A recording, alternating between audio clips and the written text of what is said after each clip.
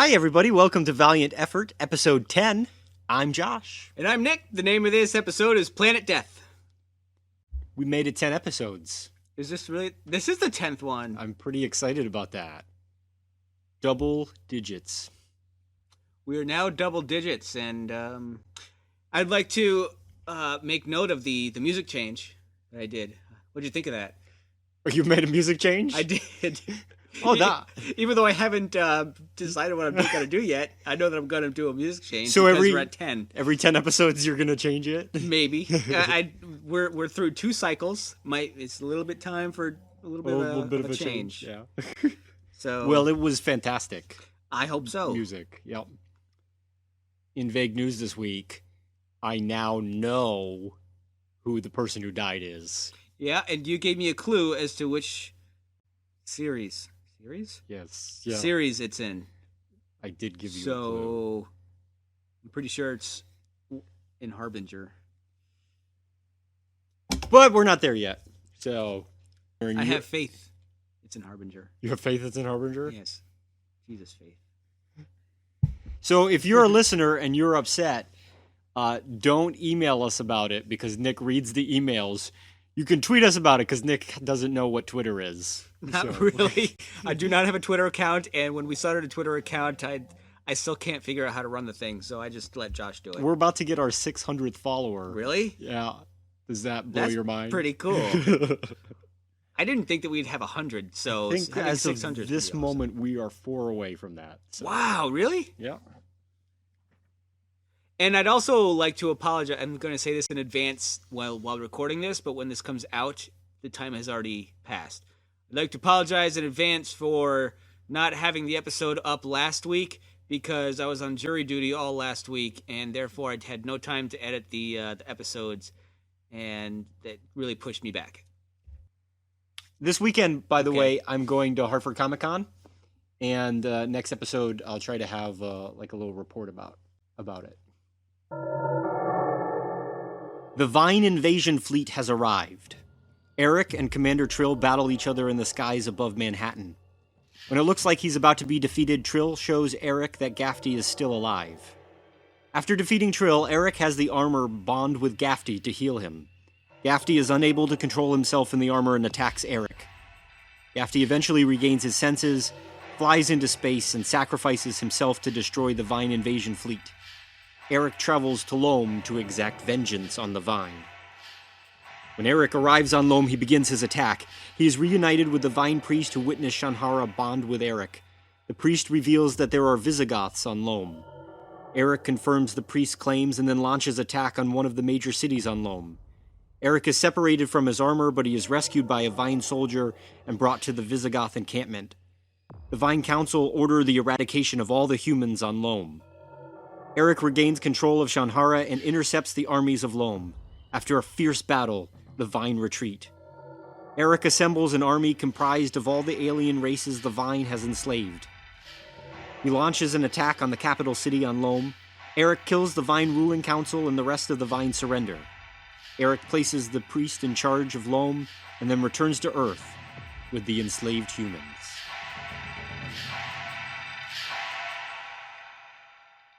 So this story is kind of broken up into 2 parts, which I'm not sure you noticed. Or I did not notice. We have the first 2 issues, which is called Prelude to Planet Death, and then the next 4 issues, which is Planet Death itself. So the Prelude is the Vine invasion of Earth, and the Planet Death sequence is Aric's invasion of the Vine. The first 2 issues had a different artist than the other 4. They were drawn, the art was done by Trevor Hairsine. What did you think of his artwork? I noticed it was different again. I guess I just have to get used to the difference in art styles. I didn't recognize Alexander. I didn't know that was him until they said it was him, because it was so different from the other books that we've read.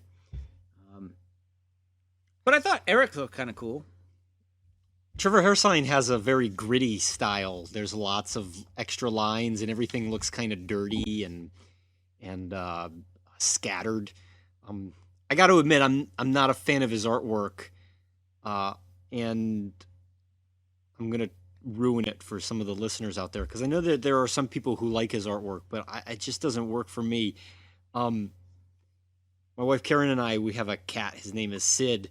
We took the cat to the vet when we first got him, and the cat and the vet said, "Oh yeah, you have a very healthy cat, except his eyes are too far apart."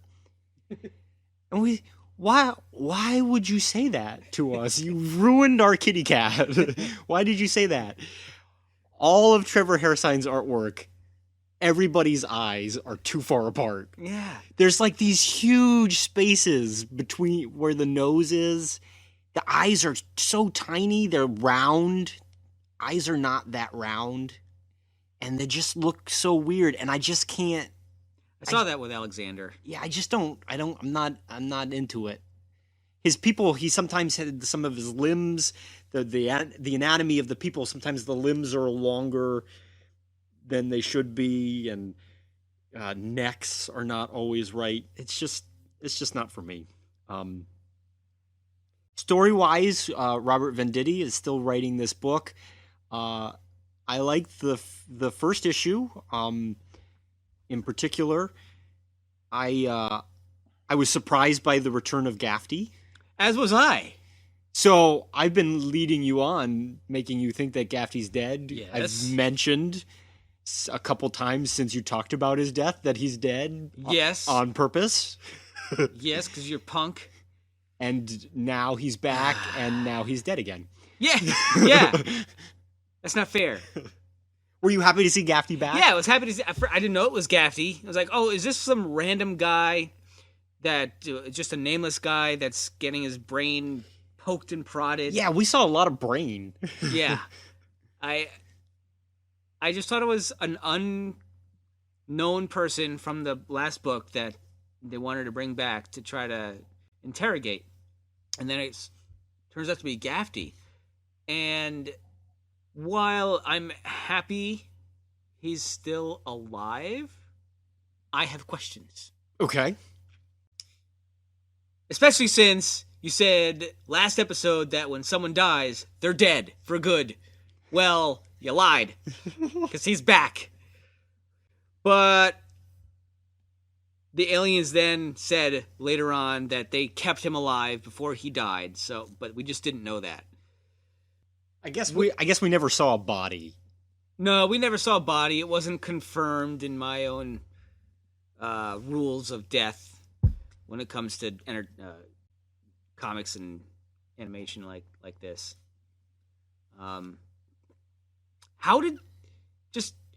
Why did they need to cut open his head to poke and prod in there, though, to get information? Why are they asking him questions when if they can open up his head, they can put stuff in his brain and just find out that way? Because they're an alien technology. They should have better technology. I maybe it was just to torture him. I don't know.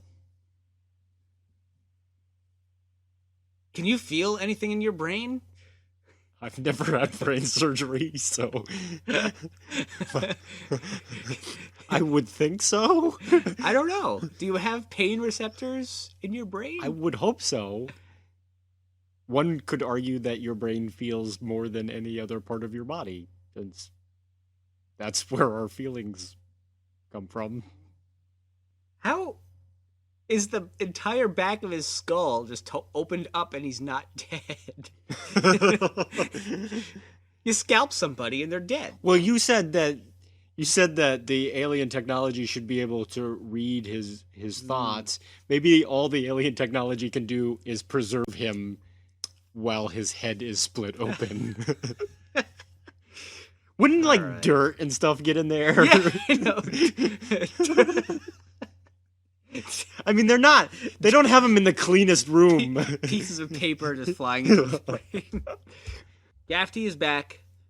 It was awesome that he was back, and a little disappointing that he died so quickly again, but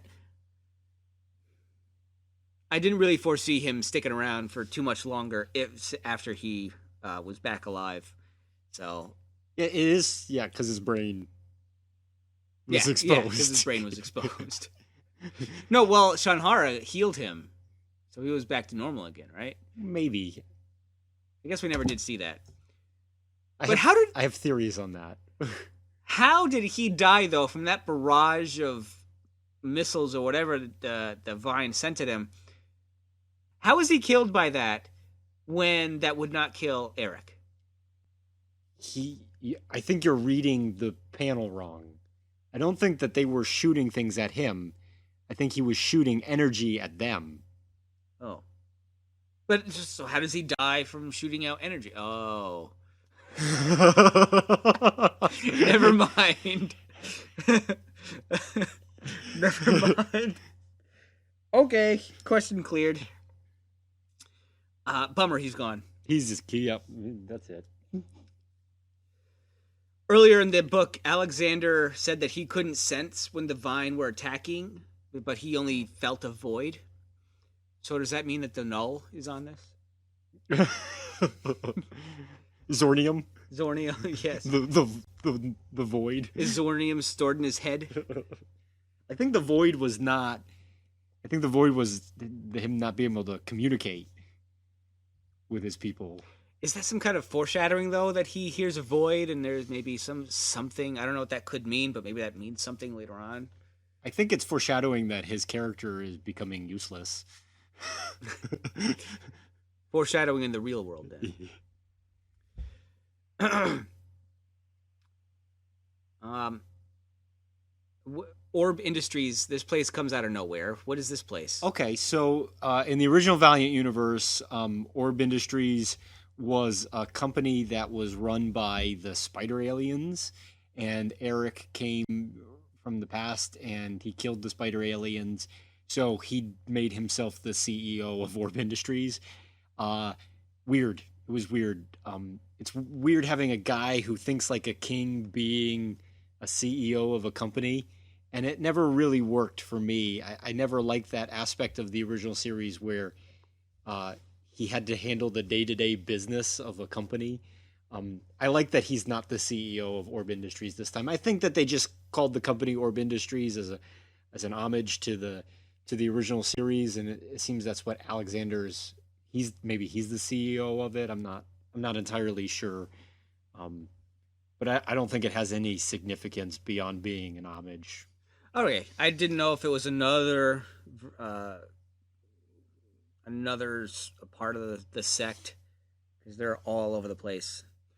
So I thought maybe it was another like a branch of Harada Industries, because it was a giant building with an orb on top of it, and it seems like the sect loves giant, massive, multi-million-dollar buildings. So I just thought that was something, but it's really nothing to worry about. Okay, you're nodding your head, so I guess that's a yes. My notes on that are done. Okay. I did have a note on it. So. Okay. I'm done with Orb Industries. Okay. So if you had a note on it. No, yeah, I said everything that was in the note. That's what I just said to you. You brought it up. I had a note. I said the note. You then tried to wrap it up. I had nothing more to add. But I'm trying to keep it going. If there's one thing I've noticed is that by all accounts, Aric should be dead right now. He plunges into battle without even trying to think of any kind of strategy whatsoever. And you'd think he'd learn, but he's too stubborn. And every time he jumps into battle, he's winning. And then all of a sudden he goes, "Oh crap!" And then something big happens. He gets blown out of the sky.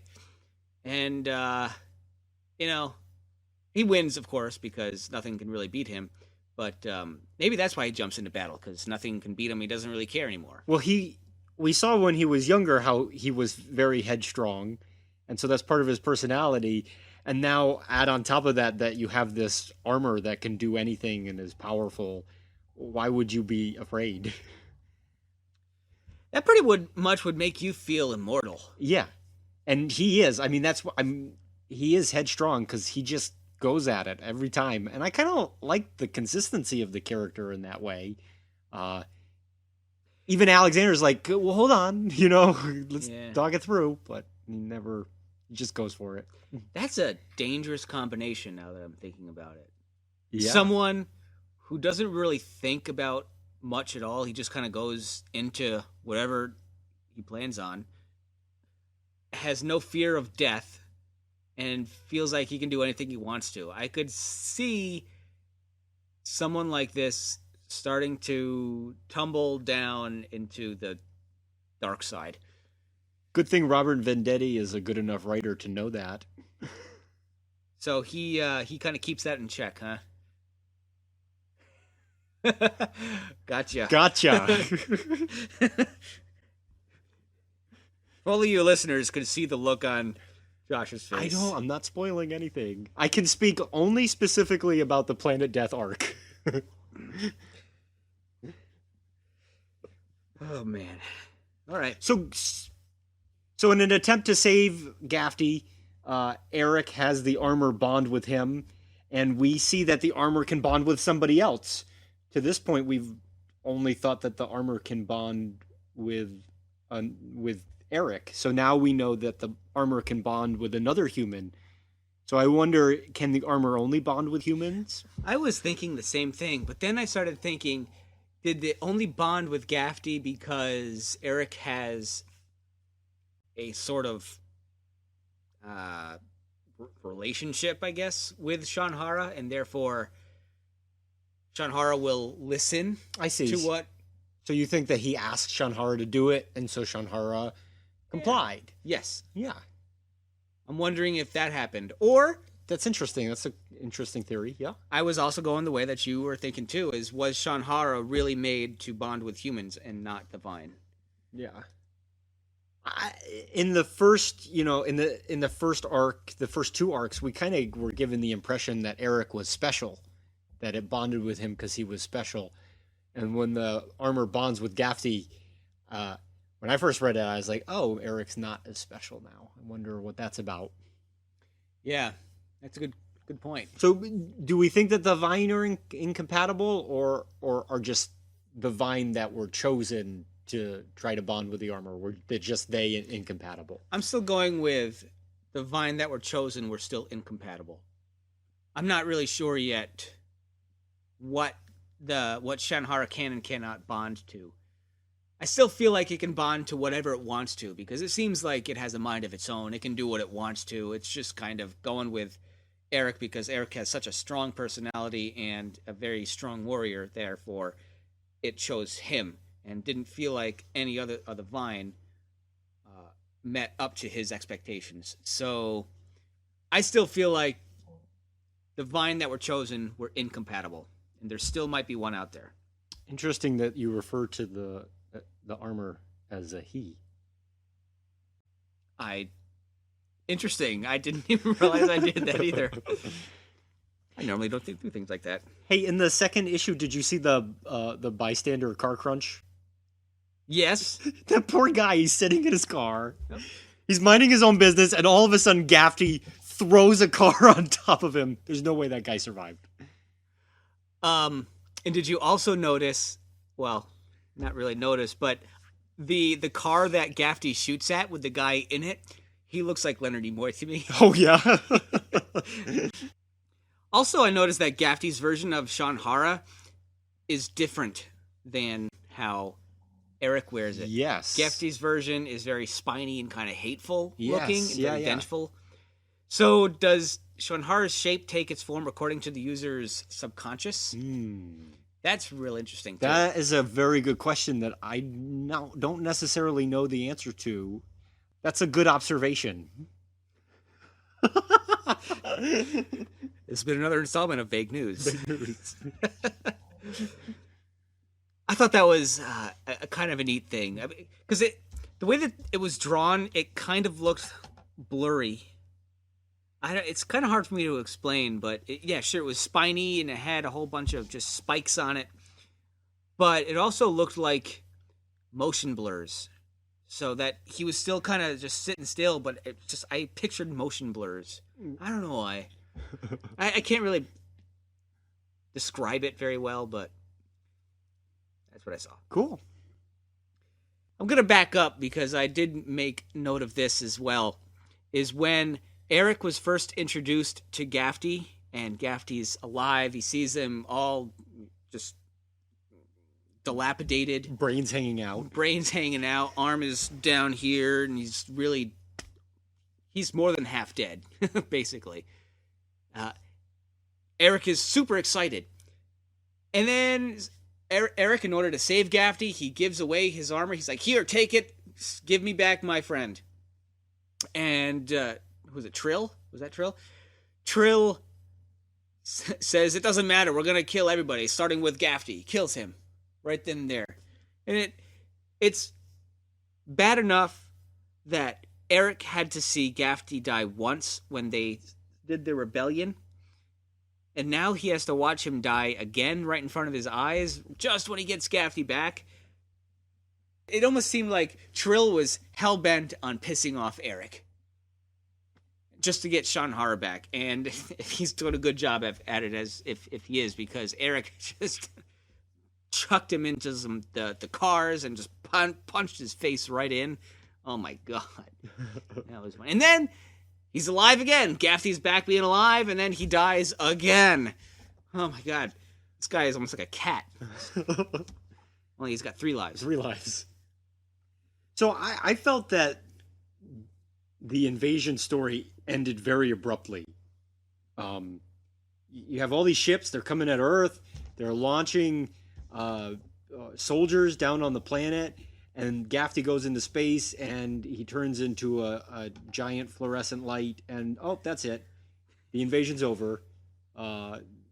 In less than half a page, the invasion is completed, and that seemed very quick to me. I guess I was expecting the invasion to be bigger, last longer. I didn't expect to go into the next part of the story so quickly. And it also calls to mind, like, how powerful is this armor that it can destroy a fleet of spaceships in 3 panels.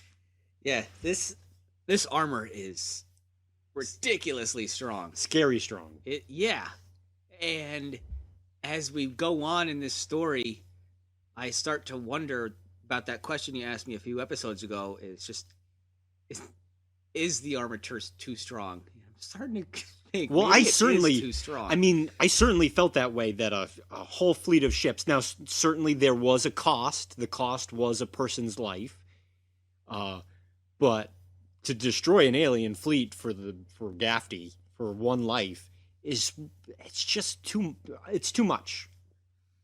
Yeah, it's a very, very strong piece of armor, and I'm starting to wonder, what is its weakness? They did say somewhere that it does have a weakness, but is the only weakness when it's in the ball form? We see later in the story that it's not weak in that form. It decapitates a vine when it's in the ball form. I don't know. I'm just wondering, there's got to be a weakness somewhere. I mean, nothing can be perfectly impenetrable like this thing is. Sure. There's got to be a weakness somewhere. I'm sure that there's something coming. It just sucks that all the Vine keep killing themselves by doing the same thing over and over and over again. Why don't they know by now that just pounding it with ammunition is not working? Something else has got to be done. Yeah.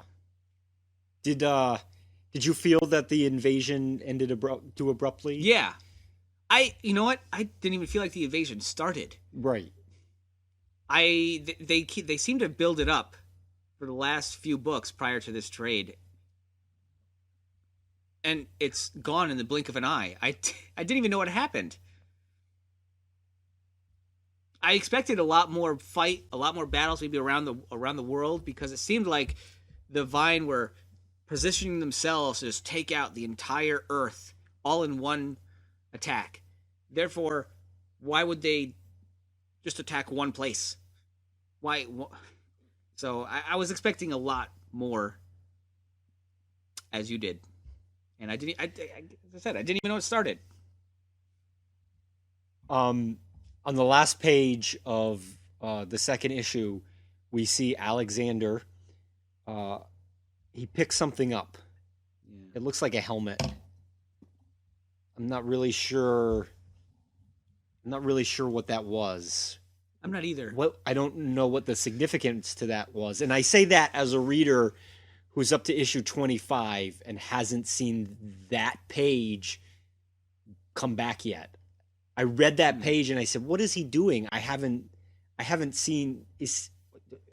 So you actually don't know what that means? I don't know. Yeah, because I'm seriously asking, like, why did that happen? Because they devoted a whole panel to it, and it's a wordless panel. So you're supposed to be paying. To me, when there's a wordless panel, it means that you're supposed to pay more attention to the art, and I don't know what's going there. Do you think Trill's dead? No. No. He's. I think he's dead, but I don't know, because Trill seems to be a main bad guy, much like Xylem. But Xylem was on the invasion fleet, and those ships got destroyed. So do you also think Xylem is alive too? I don't believe that they're dead, because earlier didn't we see Aric punch somebody's face in really badly, and they still lived? I feel like we saw one of those in one of the previous trades. Okay. I don't remember anymore. Maybe I'm confusing it, but I don't think he's dead. If he is dead, who's going to be the new villain? There's got to be a new villain. I don't know. I don't know. I don't know if he's dead. So anyway, that part of the story is over, and Aric, in a fit of rage, flies off into space, going to the Vine homeworld, and he's very moody, but off he goes. It's this time of the month. What confused me is that the last panel said, "Shanhara, take me home." Yeah. And like, dude, you are home. Does that mean that you want to time travel back 1600 years? That's what I was thinking. It's like, if he says take me home, that means that he wants to go back to the Visigoths in his own time. It was a weird sentence. Yeah, and then the next issue, he's quote unquote home on Loam. And like, that's not your home, man. Why did you call it home? He certainly wouldn't call that home, even though he lived there for an unknown amount of years, because he hated it there. He wanted to leave. He wanted to go back home to... Well, he never was on Loam. Well, oh, right. Oh, that's Yeah. true, too. But he didn't mean Loam as being home. He wanted... Yeah. So that's why I was just confused over that. So this is the planet. This is the Planet Death proper story, and we have another artist. This is the same artist who did the first volume. This is Carrie Nord. This art to me is much better. I like this one. It's a lot more smooth. Yeah, it is more smooth. There are rough parts, and he uses thicker lines in some areas, but those tend to be in action panels. So I think he's just trying to let the reader know what kind of part of the story it is. I really like the opening to this part of the story, where we see I don't know if it's the history of Shanhara on Loam, or if it's the religion, because there's a difference between history and religion, where you take an event and it's changed over storytelling. So did you view this as history, or did you view it as religious text? I viewed it in both. I know it's a cop-out of an answer. Not necessarily. I mean, Jesus was a real guy.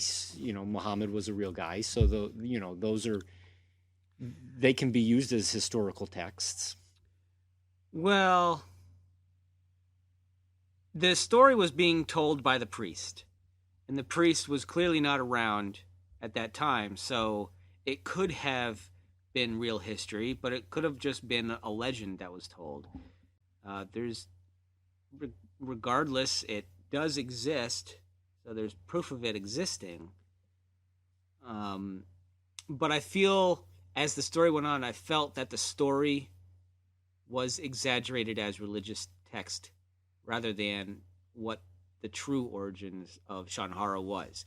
But even though the Hara vine did exist, I don't know how could something metallic in that come from something that's naturally, or something that's from nature. I'm very curious as to the true origins of Shanhara.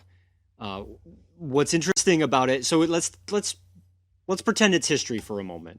If we pretend it's history, we know a couple things. We know that Shanhara is not a vine creation. It's not of the planet Loam, so it's somewhere. It's alien to even the vine.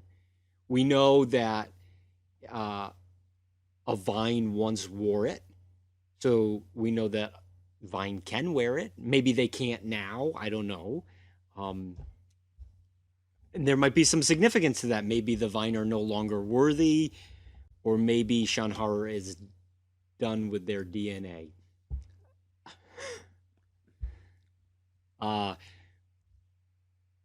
I kind of took it more as religious text than actual history, more storytelling, more fable than history.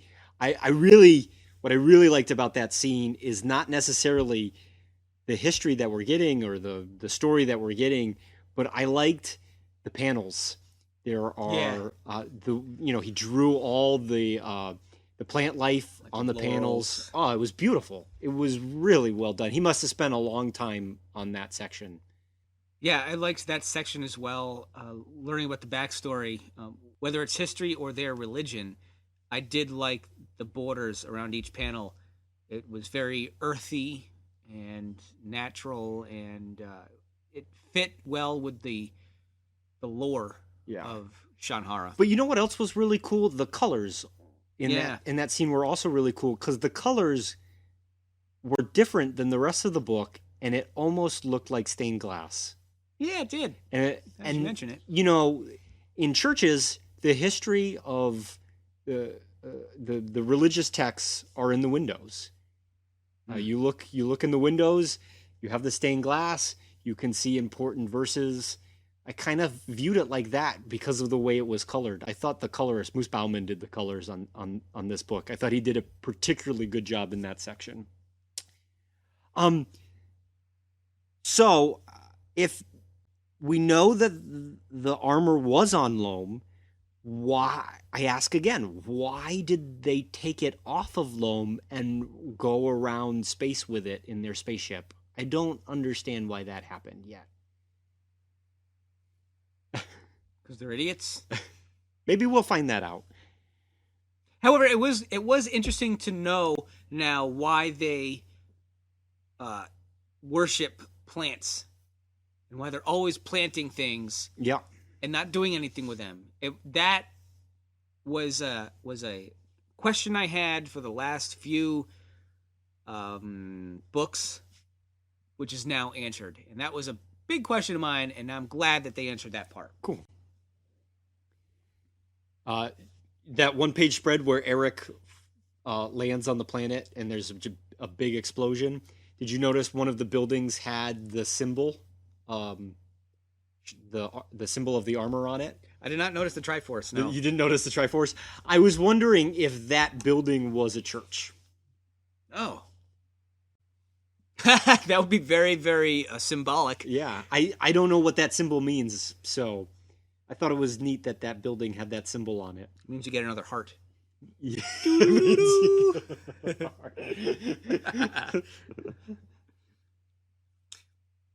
So, after we get that little, it's like a little interlude where we get the history of Loam. Then it's just like nonstop action for the rest of the story. It's just fight some aliens. Meet a hot chick, fight some aliens, save hot chick, fight some more aliens. Okay, that's a watered down version of what was going on. Yeah, done. I'm done talking about the story. That seemed like Easter eggs. I didn't view it that way. It didn't feel as action oriented as, say, Bloodshot. Okay. Bloodshot, last book we read, it's just I felt like I didn't have time to rest, but this time I did. But I see what you're saying. Starting off with this new guy, Dalgin, I think his name is. The Vine? Yeah, the Vine guy that's on Aric's side. Yeah. I don't know why, but I did not expect a member of the Vine, to be siding with Aric. Beyond the priest? Beyond the priest. Yeah. And I didn't even expect the priest to fully come to the side of Aric. I expected the priest to do what he's doing, which is thwarting the plans of the general who wants to destroy Shanhara. But I didn't expect them both to pair up and be all buddy-buddy. But, you expected the priest to want to protect Shanhara, but he could give a crap if Aric dies or not. Right. Yeah. But then I guess it does make sense, since Aric does wear the armor all the time. It does make sense that the priest is going to be right there with him in order to protect Shanhara. I'm not surprised that another Vine joined the priest's cause. I'm sure that Dalgin is a religious man, and that's probably why he helped Aric out. Yeah, well, he doesn't even want to be a part of the military. Yeah. He just is there because he said his dad was a part of it. And I thought they gave him a good little backstory. Yeah, I like that. It did give him a little bit of personality, and I did kind of feel more for him at that point. So I thought it was interesting when he bowed down to Aric. And I love what Sana says, the Visigoth woman.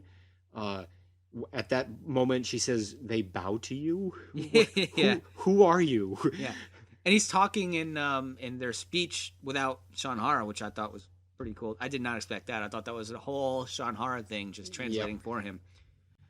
But I kind of see the beginning of a civil war happening between the Vine now. Sure. Because absolutely. We have the Vine wanting to kill Shanhara because it's broken, and then you have the religious kinds wanting to save Shanhara because even though Shanhara chose a human, it chose the worthy one. So we have that going on. And then there's the war between, it's not really a war, and then the Vine also have to contend with destroying the Earth, which I guess is now over with. But I see a civil war happening between the Vine, and that's going to be interesting to see if that does actually happen. Because I think now that we have the priest, we have Dalgin, I think... Oh, and now we have the other species that the Vine has accumulated over time, all going against their captors, which is the Vine. So, lots of war happening. I know I'm talking a lot about war, and civil war, but it's just this one little section just revealed a lot of information. Sure, yeah. I thought they did a good job with the politics of the planet. It's probably got to be really hard in 88 pages to talk about the political structure, religious structure of an entire people that have never really been met before. And I thought the characters that we saw did a good job representing their different positions and factions, and I thought it was a very well-rounded story. Aric lost the armor after he got blown up with a barrage of missiles from the Vine. Yep. The Shanhara, dismounted so it could heal itself. Yep. And now the Vine has it again. And it's... I almost wonder how Aric's going to get the armor back. But it's kind of technically the Vine's in the first place. So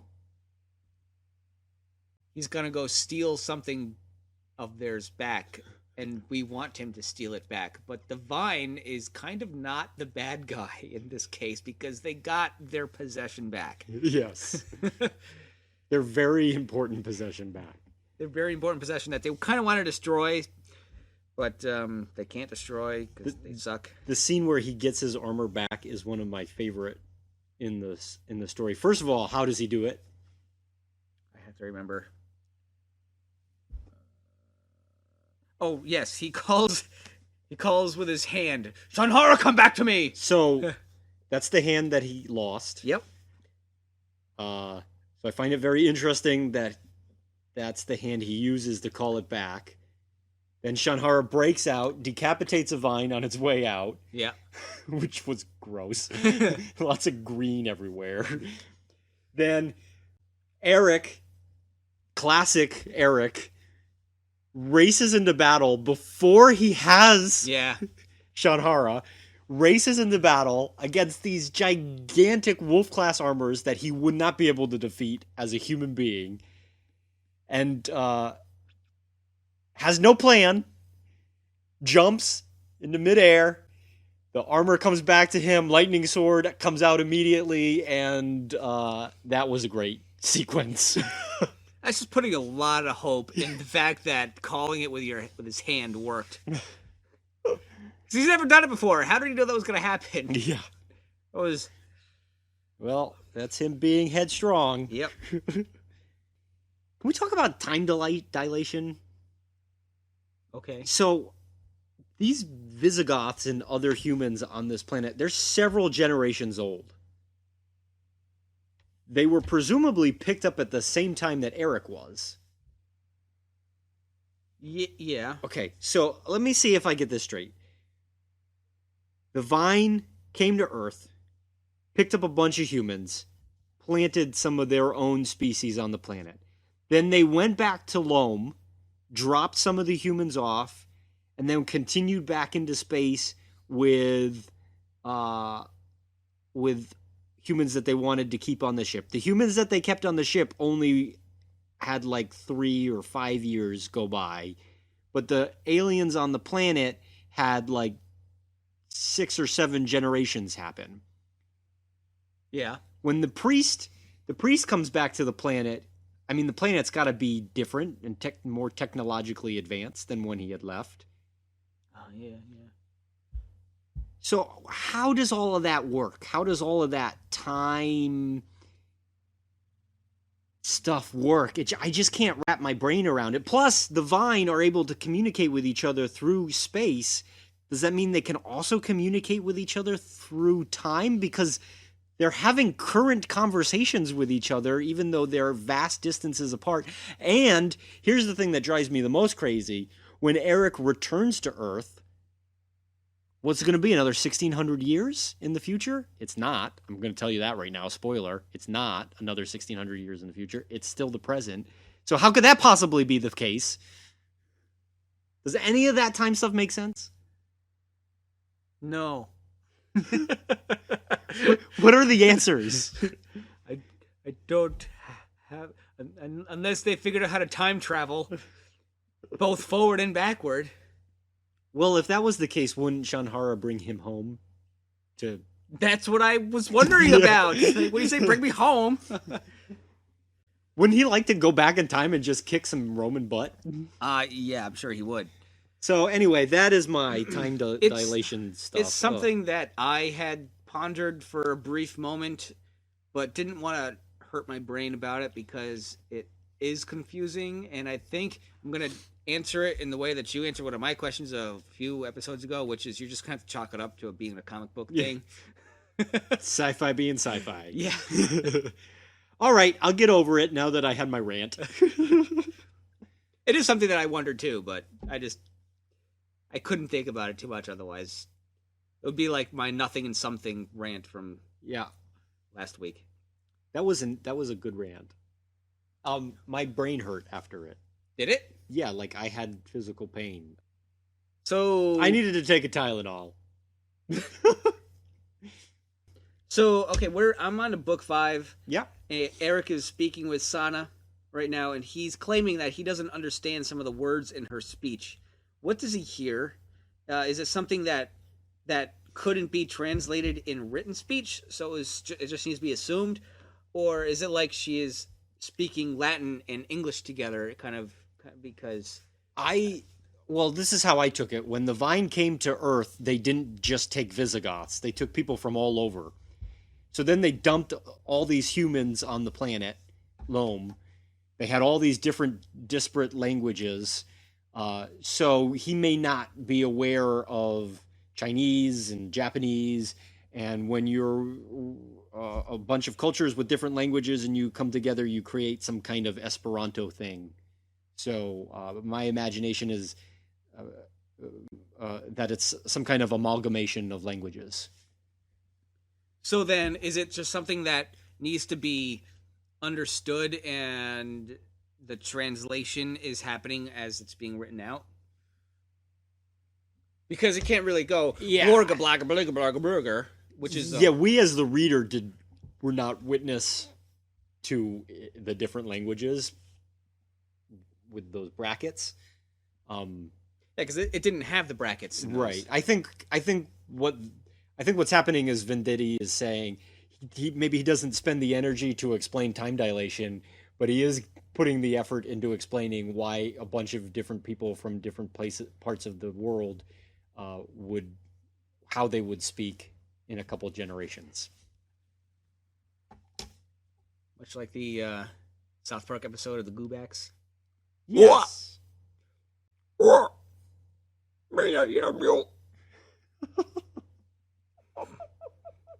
That's every language ever in the entire world combined into one. The humans are dying from being overworked on Loam. They did say that, yeah.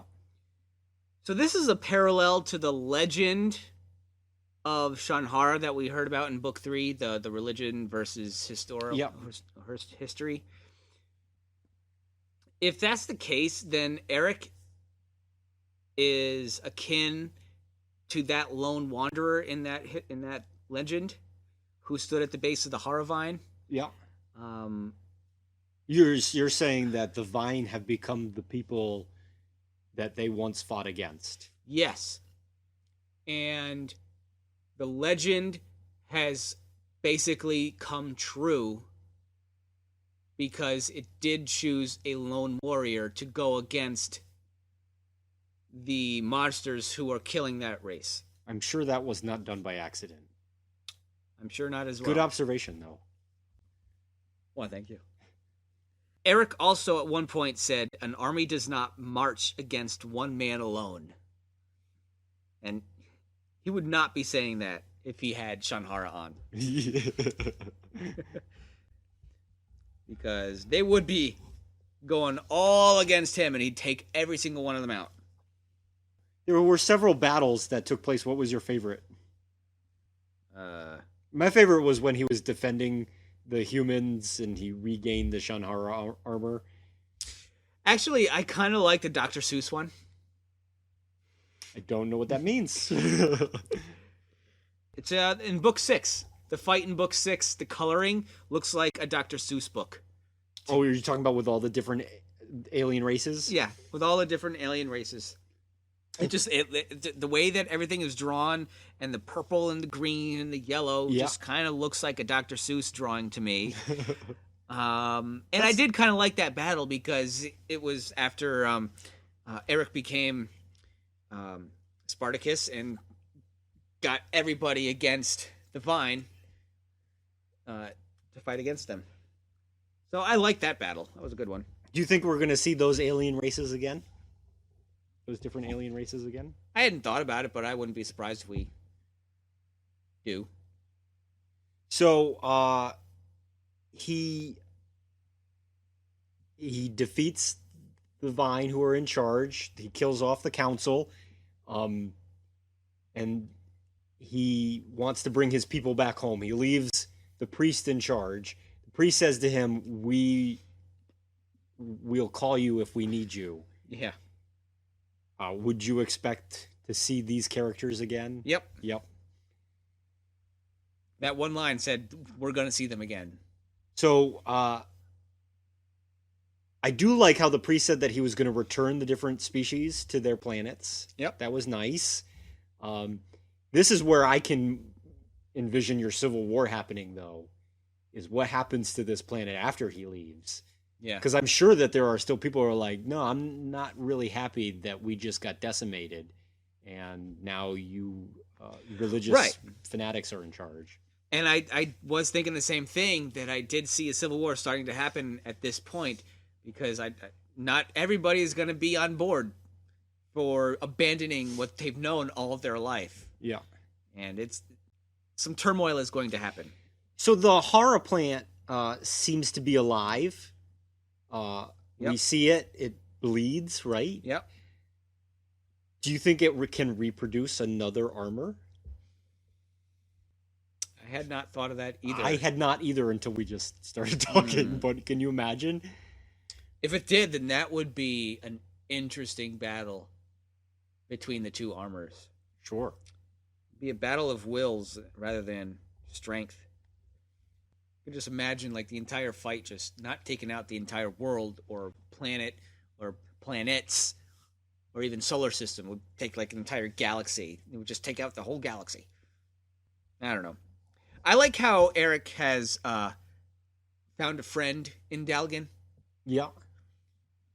And the priest, actually. I like that because Aric is so full of hatred that it's nice to see a calm side of him. It's nice to see him get past it a little bit too and realize that these are people and not everybody acts the same way. Yeah. And to judge people based on the actions of a few. Or Yeah. even for that matter, judging people by the actions of the many that's not how you should judge people. You should judge people on their own merits and who they are. And yeah, so it was nice to see that, and now he's really going home. so what do you think of... Do you think that the name Planet Death is too dramatic a name? 'Cause Yes. to me, it seemed like this should be called One City on Loam Death. Yeah, because I expected actually to see a panel of a planet pretty much cracking in half and falling down and actually dying. Yeah. I don't understand why it was called Planet Death, because Earth was never under any danger whatsoever, and Yeah. neither was Loam. Yeah. No planet was even remotely close to being killed. Why is it called Planet Death? I think because it gets people to buy it. I guess so. That's like an epic name, though. It sure is. Yeah. I got to be honest with you too. I didn't expect it with the Earth invasion stuff, because that was called Prelude to Planet Death when it was originally released. But I did expect when the solicits first started coming for Planet Death that Aric was going to go to Loam very angry, and that planet was going to be destroyed by the end of it. Yeah. And complete opposite of that happened. I have some questions for you about how you read this comic. I'm curious, as a new reader, to hear what you have to say. Can All you right. indulge me for a moment? Sure. So, a lot of these panels, especially during the battle, there were a lot of panels without words. Or maybe just like... There's a lot of chakri. Yeah. So there's a lot of panels without words too. How do you read those panels? Do you go, oh, there's no words, and you scan to the next one right away? Or do you let your eye linger a little bit to absorb what's happening in that panel and then move on to the next one? I kind of just look at it briefly and then move on to the next panel. Yeah. I just see, okay, he's looking at something. Next one. What is he looking at? Okay, next one. All right. I kind of go Sure. probably quicker than I should. I try to make an effort to let my eye stay on the panel a little bit longer, because it takes so long for the artist to draw them. I feel so bad. Yeah. I feel guilty if I read it too quickly sometimes. Yeah, I had that same feeling. Yeah. So whenever I feel that, I kind of go back and look a little bit, but I then just take comfort in the fact that I know other people are doing that, so I don't have to. So that leads me to another question I have for you. When there's a panel with text, do you see the art first, or do you read the text first? I read the text first. So you read the text and then you validate what you're reading by looking at it with your eye. Yeah. Me too. That's how I read comics too. Other people read it the other way. So I'm always I'm always interested in how people read a comic. You look at the art first and then the text. But I wonder if it says something about the kind of personality you and I have, where we read the text first and then absorb the image. That's interesting. I try to do both at the same time sometimes. Like sometimes I'll try to make a concerted effort to like view it as the panel as a whole. But that's really hard to do mentally. That's how I read all books, though. I just finished a book.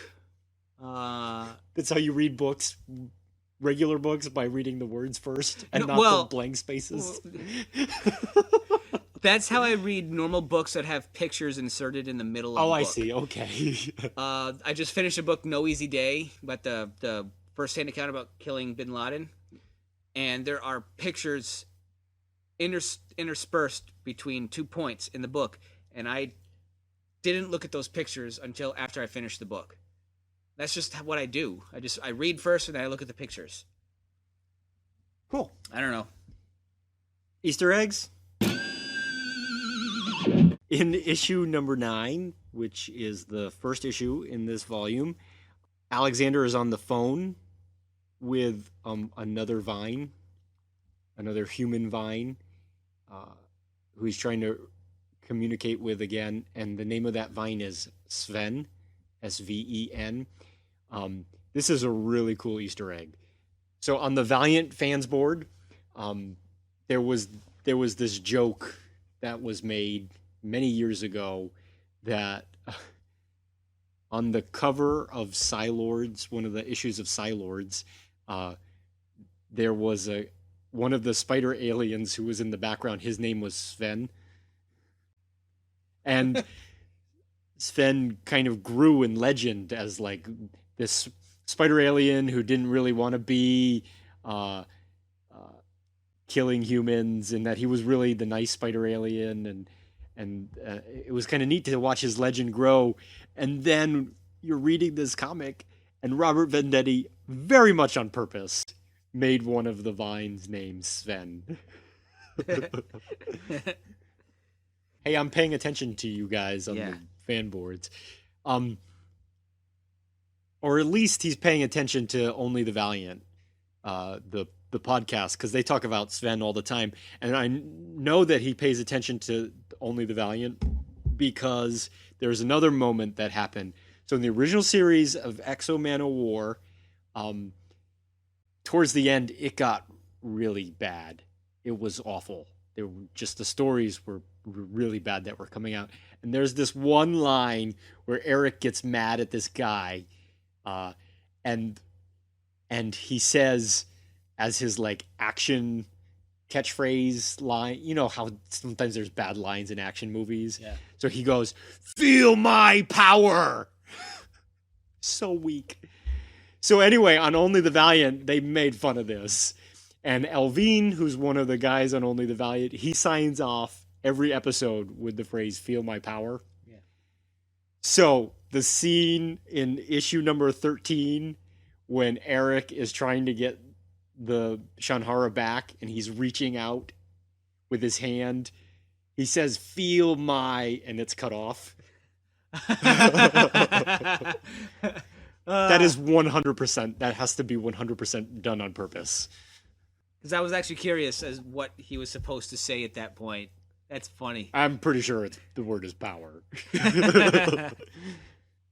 Judgy part of the show? Okay. We can talk about some covers, I guess.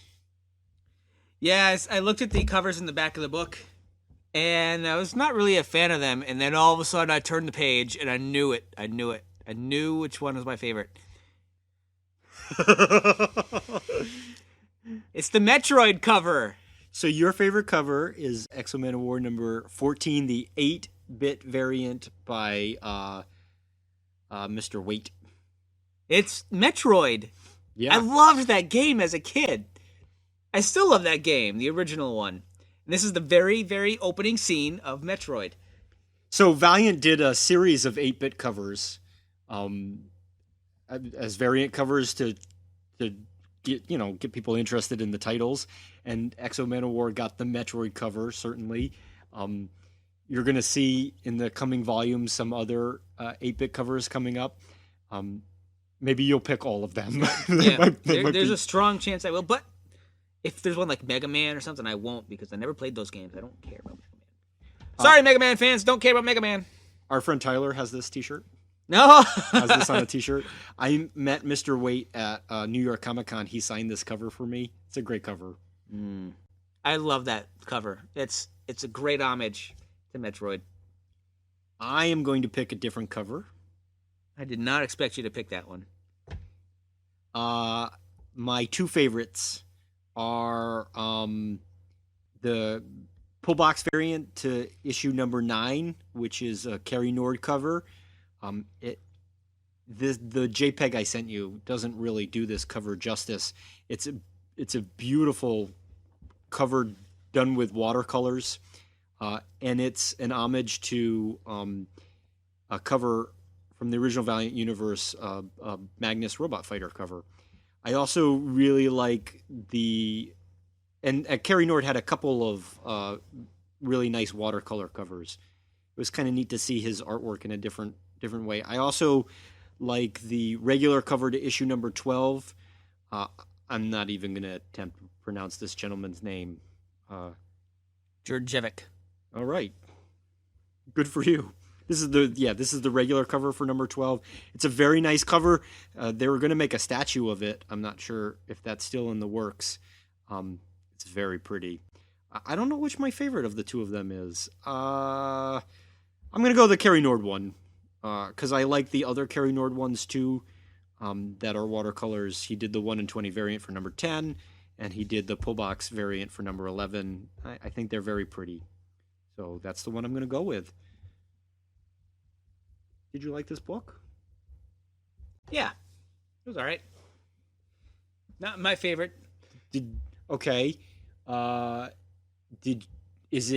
Is it not your favorite of the titles, or is it not your favorite of what you've read of X-O Man of War? Not my favorite of the titles. I think of X-O Man of War, I liked this one quite a bit.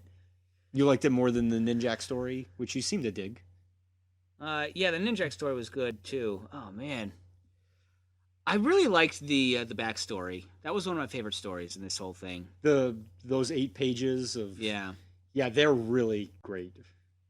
As we go along in these, and this is now the 10th book that we've read, I'm now starting to get a idea of which series are my favorites, and which we touched upon last week. So those are the ones I look more forward to than here. And it's this one was good, and it was still good for X-O Man of War. I just like the other ones a little bit. The other story is a little better. Sure. I would still get it if I were a Valiant fan. I would still get it, and with high anticipation of reading it, but not as much as I would for Harbinger or Archer and Armstrong. Okay. I like this story too. I really don't like the art in the first 2 issues, and boy, it's just not for me. But the art in the next 4 issues, I think, is very strong. I agree with you wholeheartedly that those, I guess it's like 8 pages. Those 8 pages of backstory are some of the best pages we've read so far. This is the 4th time I've read this story, and when I was getting to that part, I was really excited to read it because there's so much going on. It's just really pretty.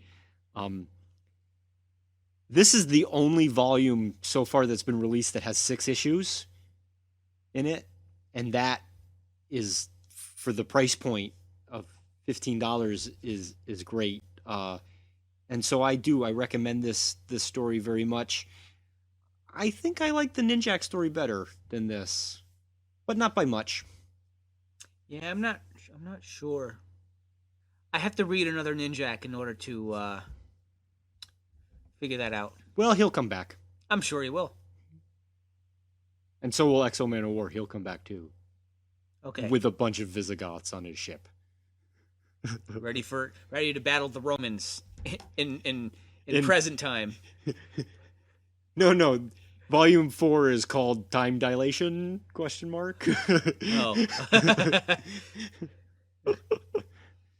So you want to know what we're reading next? I suppose so. The next thing that we're reading is big. Is it Enter Jaunty? Enter Jaunty. So what's up, Oz? So comic books, they have events. You know what that means? Nope. So DC Comics had Crisis on Infinite Earths and Flashpoint and Blackest Night, and those are event comics where you get crossovers, and you do it for a couple reasons. One, because you want to tell a cool story, but also because you want to get new readers, and you want to show lots of characters in one story so that you can get your readers to branch out to the regular titles. So this is Valiant's first event book. And so here it is. I'm going to hand it to you right now. Harbinger Wars. And who's on the cover there? We got Bloodshot and... And who's he fighting? I don't know who that is. That's Harada. Oh, that's Harada. Bloodshot versus Harada. Bloodshot versus Harada. Very interesting. Bloodshot pretty much can't die, and neither can Harada, and they're both extremely powerful. Very interesting. Hey, oh, I thought that was a Batman symbol. No, that's the sparrow of the Harbinger logo. So our first event book. And he's a Harbinger killer, so that makes sense. Yeah. Well, these books have been leading to this. I've kind of been steering you in this direction. Yep. I've been kind of hinting that these books have been leading to a confrontation of some kind, and that's what we're reading next. It's like a vampire versus another vampire. So what's another Blade versus Dracula? Versus Tom Cruise. Blade versus Tom Cruise. So you can follow us on Twitter Gary Oldman at VE Podcast. You can email us vepodcast@gmail.com. We have a website, and that is vepodcast.wordpress.com. Subscribe to us on iTunes and Stitcher and Podkicker and anything else. Just listen to us, please. We just want to be listened to. Hey, don't go looking through that book. But they are listening to us right now. Oh. Tell your friends to listen to us, because those are the people we're not talking to right now. So we'll see you next episode. Bye-bye.